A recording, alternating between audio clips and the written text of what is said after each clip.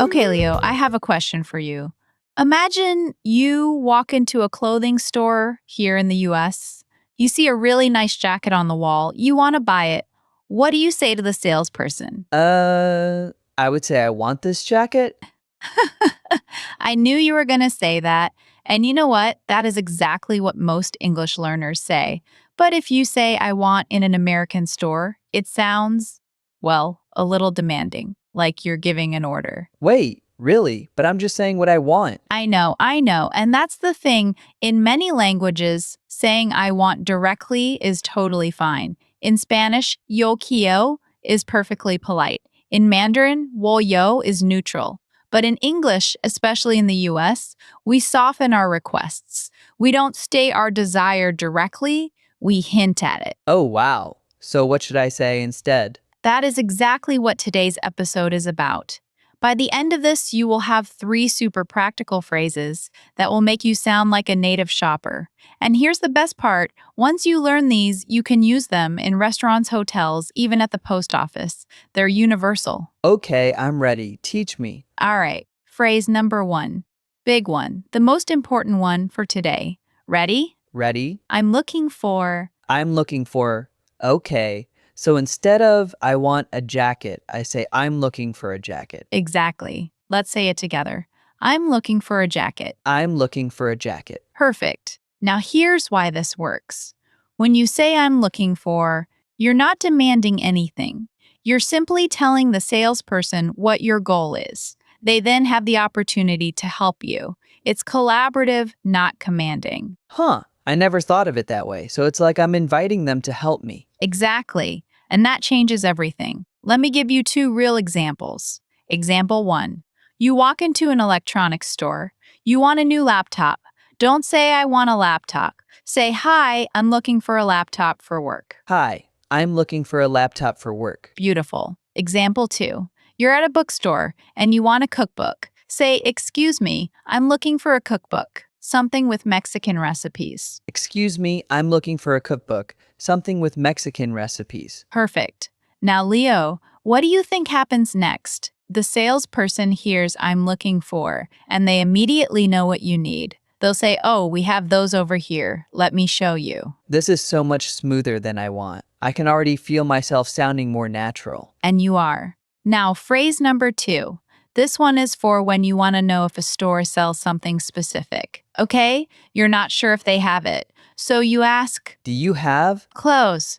Native speakers often say, do you carry? Do you carry? Carry, like carry in your hands? That's exactly what it sounds like, right? But in a store context, carry means to stock or to sell. So, do you carry running shoes? Means, do you sell running shoes? Is this something you have in your store? Ah, okay. So do you carry is more specific than do you have? Exactly. Do you have can mean, do you have it right now in the back or do you own it? But do you carry means, is this something your store normally sells? It's a standard question in American retail. Got it. So if I go to a grocery store and I want to know if they sell a specific brand of almond milk, I say, do you carry Blue Diamond almond milk? Perfect example. Here's another one. You're in a pharmacy and you want a specific allergy medicine. Excuse me, do you carry Zyrtec? Excuse me, do you carry Zyrtec? The salesperson will say, yes, it's in aisle 3, or we don't carry that brand, but we have something similar. That is so useful. I've been saying, do you have my whole life and it works, but do you carry sounds so much more professional. It does. And the best part is, do you carry works in any kind of store, clothing, electronics, grocery, department stores, you name it. Sweet.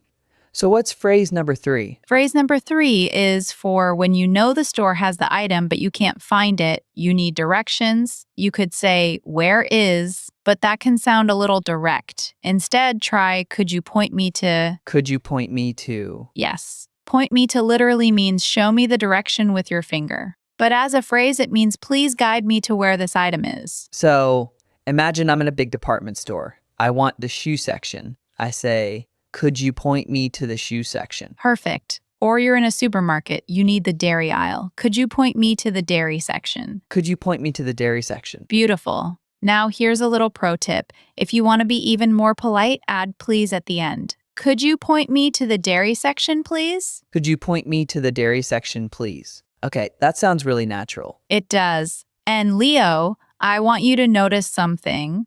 We've learned 3 phrases. I'm looking for, do you carry, and could you point me to?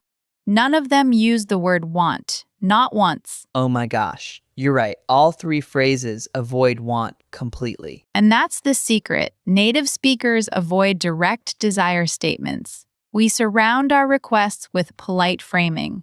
That's what makes the conversation flow. Okay, Maya, before we move on, can I try all 3 in one scenario, like a real conversation? I would love that. Go for it. Okay, I walk into a sporting goods store. I want a new yoga mat, but I don't know if they sell them. So I say, hi, I'm looking for a yoga mat. Great start. The salesperson says, sure, we have them. Follow me.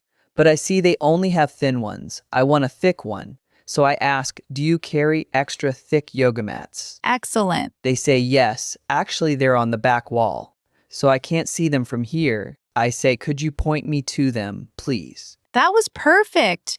You just had a complete natural shopping conversation without saying, I want once. Wow, that felt so good. I felt like a completely different person speaking. And that person sounds like a native speaker. Now, can we talk about some common mistakes? Because learners from different language backgrounds make specific errors here. Yes, please. I want to know what to avoid. Okay, so for Spanish speakers, this is a big one. In Spanish, you can say quiero or busco in stores, but busco translates to I search or I look for, which is actually fine. The mistake comes with do you have.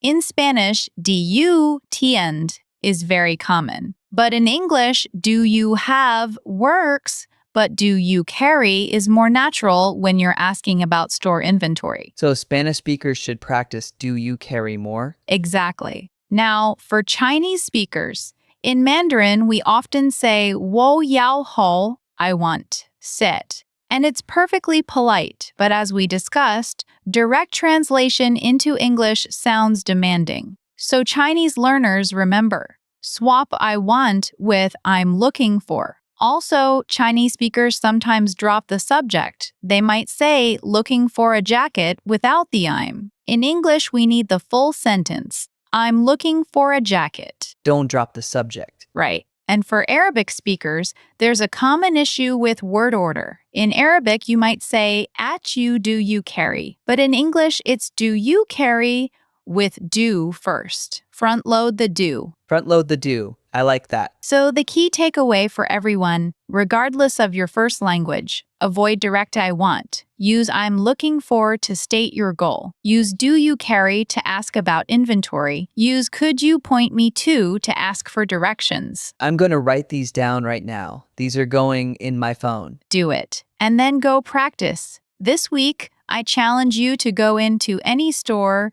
even a virtual one, and use all 3 phrases. Great challenge. Okay, team, before we wrap up, let's do a quick recap. Let's do it. Say each one with me. All right. I'm looking for. I'm looking for. Do you carry? Do you carry? Could you point me to? Could you point me to? Perfect. Now here's your takeaway sentence for today. Ready? Ready? Today's rule. Swap I want for any of these 3 phrases, and you will instantly sound more polite, more natural, and more like a native speaker. I love that.